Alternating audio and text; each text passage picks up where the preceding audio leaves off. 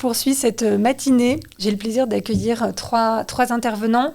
Patricia Bonissan, bonjour. Bonjour. Bonjour Patricia, tu es directrice générale de RC Concept, qui est donc une agence de PLV présente en Europe et spécialisée sur les verticales beauté et luxe. Tout à fait, et qui est intégrée au groupe RC. Merci beaucoup. Ludovic Francisco, tu es responsable retail marketing chez Sephora. Absolument. Bonjour à tous. Merci d'être là ce matin. Estelle, bonjour Estelle Robert, tu es directrice d'enseigne chez L'Oréal Luxe France. Merci d'être là ce matin. Merci, oui, tout à fait. Voilà.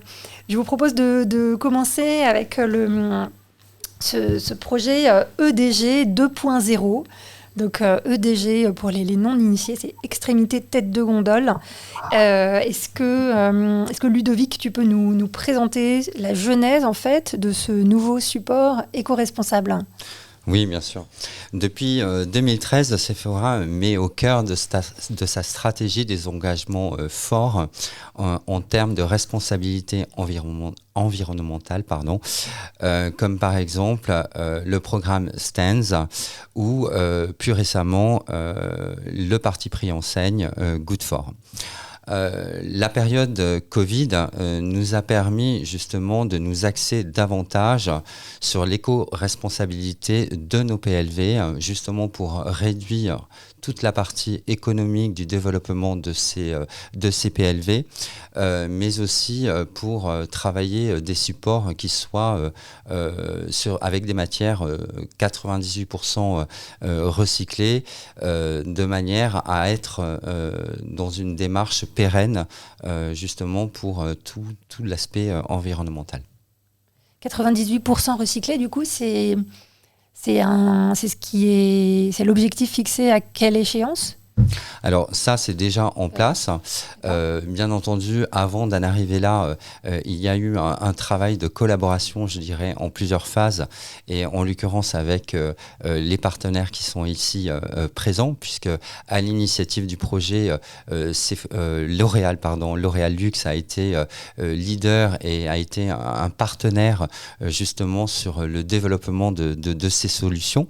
Et RC nous a suivis justement pour mettre en place en plusieurs phases ces nouveaux cahiers des charges et puis surtout ces nouveaux supports trade marketing dans les 326 points de vente Sephora.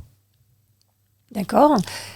Estelle, côté L'Oréal, quelle était la genèse du projet, qu'est-ce qui était vraiment au cœur du cahier des charges pour toi ? Mais exactement comme le disait Ludovic, l'éco-responsabilité est au cœur de notre stratégie chez L'Oréal depuis 2013 aussi, avec le programme Sharing Beauty with All et plus récemment avec le programme L'Oréal for the Future, dans lequel le groupe s'est fixé d'importants objectifs pour les années 2020 à 2030. Et le contexte du Covid a complètement accélérer cette réflexion avec l'enseigne Sephora, puisqu'on a transformé cette situation ultra contraignante en opportunité de réflexion. Et donc, on a travaillé main dans la main avec Sephora sur ce projet de nouvelle EDG qu'on a pu tester dès l'automne 2020 et qui nous a permis de mettre en place une structure semi-permanente, mutualisant l'ensemble de nos marques sur 250 magasins, ce qui a eu un impact évident d'accélération sur l'éco-conception et ce qui nous a permis également d'assurer un très bon niveau d'image pour nos marques de luxe. Et comme le disait Ludovic aussi, ce projet a été un test formidable et pour Sephora et pour nous, dans ce monde qui a été complètement bouleversé par cette période. Ok, quels sont les... Patricia, en quoi est-ce que cette PLV est une opportunité pour le marché de la beauté ? Est-ce qu'on mesure des économies réalisées ? Alors, ça dépend pour qui, les économies, bien sûr, mais bien sûr, c'est évident, parce qu'en fait, on garde un niveau de qualité. C'est ce qui est important aussi, parce que ça reste un critère important pour l'enseigne Sephora, pour les marques qui sont exprimées. Et donc, forcément, on attend un niveau de qualité qui ne peut pas être au détriment de l'éco-conception.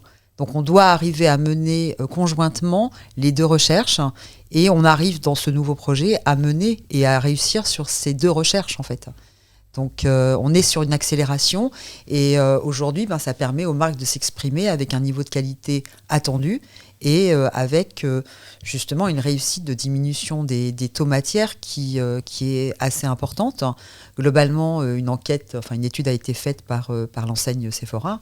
Ludovic, tu pourras en parler sur les chiffres, mais le résultat est des indicateurs moyens, si vous voulez, de l'ordre de 30%. 30%, Alors, c'est... 30%, et je dirais, en tous les cas, ce qui parle un petit peu à tout le monde, c'est en termes de matières premières, puisque c'est essentiellement le carton, on part de 2,4 kg à 1,1 kg. Donc, ce sont quand même des chiffres colossaux, dans le sens où il y a une utilisation de matière qui est nettement réduite. Ensuite, il y a une réduction de CO2 qui est à peu près de l'ordre de 50%. Et ensuite, sur les engagements environnementaux que procure en tous les cas ce nouveau projet dans nos magasins, c'est à peu près de l'ordre de 25 à 49%. Donc ce sont quand même des chiffres, d'après nos études, qui sont relativement importants et pour le coup qui sont significatifs. Quand tu dis entre 1,1 et 2,4 kg, c'est par PLV. Oui, c'est tout simplement sur la structure d'une EDG. Okay. Forcément, il y a la réduction de matières premières. Et puis, hormis le fait de produire le support pour nos magasins, il y a aussi tout un travail sur l'emballage et l'envoi en magasin de manière à ce qu'il soit réduit pour réduire justement le poids de la matière. Ok. En termes de cycle de production, de délai de production, comment est-ce que ça se passe ? On est sur quel rythme à peu près ? Alors globalement, on a conservé les mêmes plannings, mais on est sur des rythmes qui sont plus courts, parce qu'on n'est plus sur du façonnage, en fait, des durées de façonnage qui étaient plus importantes sur les anciennes versions, en fait. Je parle d'une façon générale sur les EDG, puisque L'Oréal était déjà passé sur un concept de visuel qu'on glissait. Donc, ils avaient déjà enclenché la vitesse. Et du coup, ils étaient déjà sur un mécanisme réduit au niveau des timings, sachant qu'on a conservé les timings. Pourquoi ? Parce que les matières aujourd'hui mettent plus de temps à arriver.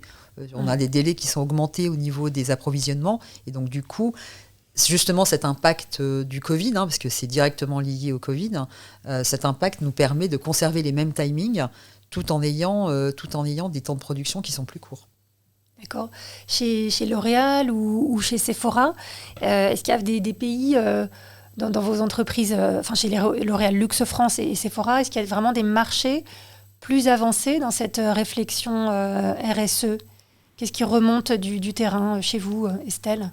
Le marché France est bien un des marchés les plus avancés en termes d'éco-conception et de RSE au sein du groupe L'Oréal, et la division Luxe France en particulier, puisque nous avons complètement pris en charge très très tôt les sujets liés au gaspillage et les sujets liés à l'éco-conception. Donc voilà, la France est vraiment très en avance sur ces domaines-là.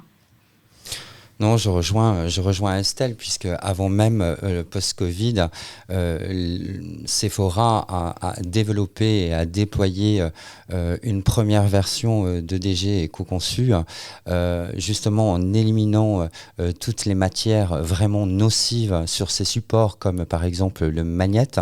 Et donc ce déploiement a été réalisé et a été, je dirais, plébiscité avec succès, puisque Sephora a reçu le coup de cœur 2019 du club Génération Responsable. Mais sur la seconde phase, lorsqu'on a déployé justement ces nouveaux supports, c'est avant tout sur le marché France, puisque c'est le marché le plus représentatif sur l'Europe Middle East, pour justement avoir ce phasing de test avant de le déployer sur l'intégralité du marché européen. Et je dirais même au-delà de ce premier test, Sephora a d'ores et déjà engagé de nouvelles solutions dans nos magasins, puisque à partir de cet automne, nous réalisons une collecte par un prestataire de toutes les PLV usagées, de manière à ce qu'elles soient démantelées et qu'elles puissent être recyclées pour rester dans ce circuit de trade marketing. Alors pour le coup, on a des bureaux dans d'autres pays d'Europe et notamment en Italie, et c'est vrai qu'on constate une avance du marché français dans cette démarche en fait. Alors après, ils sont toujours demandeurs et preneurs en fait de solutions qui sont déjà mises en place et ils se partagent entre marchés. Mais c'est vrai que les plus gros développements qu'on a fait aujourd'hui, on les a fait sur le marché français. Donc, bien entendu, l'objectif pour Sephora, c'est de le développer sur le marché européen.